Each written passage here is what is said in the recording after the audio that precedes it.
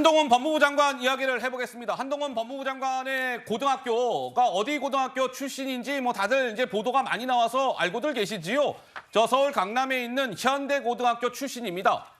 근데 현대고등학교에서요 최근에 입학 설명회라는 것을 열었는데 야 이게 좀 재밌어요. 현대고등학교가 입학 설명회를 열었는데 그 입학 설명회 자료에 PT 자료에 뜬 거를 한번 보십시오. 현대고등학교의 장점. 이라고 하면서 최근에 한동훈 법무부 장관과 배우 이정재 씨가 강남에 있는 갈비집에서 식사한 그 사진이 올라온 겁니다. 현대고요. 이렇게 잘 나가는 학교입니다. 이런 것들을 뭔가 어필하기 위해서 저 사진을 공개한 것 아니겠습니까? 그래서 지금 나오는 얘기는 야, 이거 뭐 연예인은 그렇다 쳐도 고등학교 입학 설명회에 등장한 임명직 공직자, 그러니까 장관은 아마 흔치 않을 거다. 뭐 이런 얘기가 나왔는데 유호정 의원님께서 저 입학 설명회 내용을 보시고 무슨 생각이 드셨을지 궁금하네요. 저도 출신 고등학교에서 네. 가끔 저를 언급하기도 하는데요. 어우. 사실 유명인들을 네. 학교나 뭐 어떤 학교든 기업이든 그 학교의 어떤 긍정적인 이미지 부여를 위해서 활용하는 거는 좀 당연한 일인 것 같고요. 그만큼 이제 한동훈 장관이 또 인지도가 높다, 그리고 이제 선호도가 높다. 라는 것을 좀 확인할 수 있고, 반대로 또 보면은 이런 소식이 또 여기 이렇게 채널A 뉴스 라이브에까지 나오는 것을 봤을 때 네. 그만큼 이제 이슈를 몰고 다니시는 분이시다, 뭐 그렇게 보입니다. 예. 그래서 이 현대고등학교 이제 뭐 입학 설명회까지 한동훈 장관이 이제 등장을 했다. 뭐 이제 이런 뉴스가 뭐 이렇게 저렇게 또 화제를 모았습니다. 그런데 오늘 오전에 발표가 된 여론조사가 있는데 매주 금요일에는 왜 갤럽이라는 여론조사 기관이 발표를 합니다. 그런데 보세요. 장래 정치 지도자 선호도 조사를 보고 계시는데 오늘 조사는 특히 좀 포인트가 있으니까 잘 한번 보셔야 돼요. 이재명 민주당 대표는 보세요. 지난달 11월 달 조사가 21위였는데 이번에 발표된 오늘 발표된 조사를 보면 2%포인트가 빠져갖고 19를 기록했고 한동훈 법무부 장관은 11월에는 13위였는데 오늘은 16이 나왔어요. 그러니까 한 달 사이에 이재명 대표는 2가 빠지고 한동훈 법무부 장관은 3이 올라간 거죠. 이게 하나의 포인트. 두 번째 포인트는 자 오늘 발표된 조사는 이재명 19, 한동훈 16 아니겠습니까? 이 숫자는 오차 범위 안에 있는 겁니다. 그러니까 누가 앞선다, 뒤진다 이런 표현이 무의미한 거예요. 거의 같이 붙어 있는 거니까 오차 범위 안에 있는 것이니까요. 이렇게 오차 범위 안으로 들어온 것은 갤럽이 이 조사를 실시한 이후에 처음이다. 뭐 또 이런 의미까지 덧붙여졌던데 글쎄요. 서정업 변호사님은 좀 어떻게 보세요? 이번 이 여론조사? 아마 근데 제가 보기에 저 추세를 보세요. 예. 조만간 이게 역전되지 않을까요? 역전? 추세가 아이고. 계속 이 차이가 격차가 줄면서 예. 한동훈 장관은 이제 우상향하고 이재명 대표는 좌측으로 이렇게 내려오고 있잖아요. 이게 바로 저는 민심이다. 민심이다. 아마 근데 이재명 대표 사법 리스크가 상당히 현실화되면서 미리 보는 이재명 대표 판결문들이 나오고 있습니다. 최근에 김용 판결, 좀 있으면 이게 백현도 김민석 판결, 예. 그다음에 쌍방울 이화영 판결 이런 게 나오면요.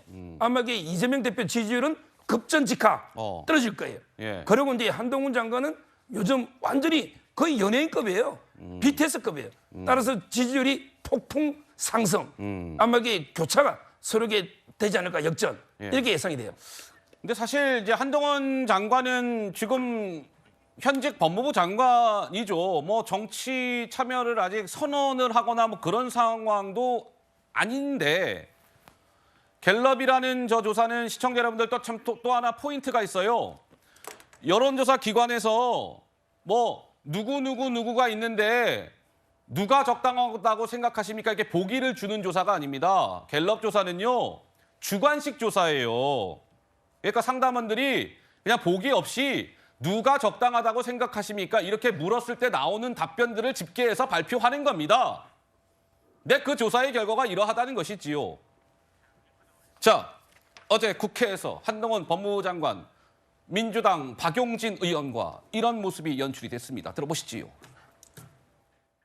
한국형 제시카법과 관련된 논란도 어디다 이걸 설치할 거냐 이게 남아 있는데 장관께서는 뒤로 빼자고만 하셨어요. 저는 그날 보면서 장관께서 총선 출마 안 하겠구나 그 말씀 드렸었잖아요. 논란은 다 뒤로 넘기고 이 필요성만 얘기하고 떠나시지는 않겠구나. 최대 논란은 이걸 어디에 설치할 거냐인 건데 그 부분에 대해서는 그냥 국회로 떠넘기고 마는 건가. 이대로 방치해서 될 문제는 아니라고 본 것이고요. 그 답에 대해서 어떻게 이행할 지자체와 정부가 정하게 되어 있는 겁니다. 국회에게 떠넘긴다는 말은 좀 안 맞는 말 같고요. 지금 제 자리에서 할 수 있는 최선을 다하고 있다는 말씀을 드리겠습니다. 총선 말씀하시는 거는 좀 지금 상황에서 계속 말씀하시는 거는 좀 뜬금없는 것 같습니다. 총선을 말씀하시는 거는 좀 뜬금없는 것 같습니다. 박 의원님. 이렇게 뭔가 아직 이제 한동훈이라는 장관은 총선 출마나 정치 참여에 대해서 명확하게 답변을 하지 아니하는 가운데 약간 거리를 두는 듯한 발언이 계속 나오고 있으나 여론조사의 지금의 흐름은 어찌됐건 계속 이 선이 내려가는 게 아니라 지금 올라가고 있는 중이다. 뭐 이런 거 아니겠습니까? 서재현 대변인께서는 좀 어떻게 보세요? 이 여론조사. 네, 그 여론조사도 그렇지만 대답이 총선에 뜬금없다고 하는데 본인이 그렇게 선거를 나오고 싶어서 정치 행위를 1년 6개월 하셨잖아요. 근데 네. 뜬금없다라는 말이 반은 맞을 수 있습니다. 한동훈 법무부 장관은 이제 총선은 뜬금없다. 나는 대선 후보다.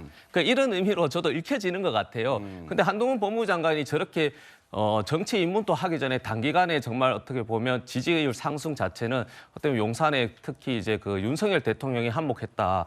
보시면 이제 공정과 상식의 기치를 내걸고 좀 당내 화합도 물론 하지만은 국민 통합을 원하셨는데 그리고 또 역사적인 부정도 계속 홍범도 장군 이전 같은 그런 문제 있지만 상대적으로 이제 한동훈 법무부 장관은 지역마다 갔을 때 역사적인 어떻게 보면 공부도 하면서 설명을 하잖아요. 계속 공부를 한다는 면 그리고 때로는 민주당과 싸우지만은 국민들과는 정말 친근하게 스킨십이 대단하시거든요. 저런 걸 봤을 때 대통령 윤석열보다는 저는 한동훈 법무부 장관이 차라리 낫다. 네. 이런 부분이 있기 때문에 한동훈 법무부 장관은 저렇게 지지율이 높아지는 것이고 다만 이게 총선 현장에서 뛰거나 실질적으로 이제 국회의원이 되려고 했을 때 그 어떤 비전이라든지 알겠습니다. 태도 자체를 보고 나서는 더 올라갈 수도 있고 더 내려갈 수도 있기 때문에 그것은 한동훈 법무부 장관의 이제 행보에 따라서 달렸다는 말씀을 드립니다. 여론조사는 뭐 너무나 당연한 얘기지만 이 추이, 흐름이 중요하다. 이게 계속 이렇게 올라가는 흐름을 타는지 뭐 이렇게 내려가는 흐름을 타는지 이 추세가 중요하다. 이런 말씀들을 많이 하시는데 아마 저 조사 발표는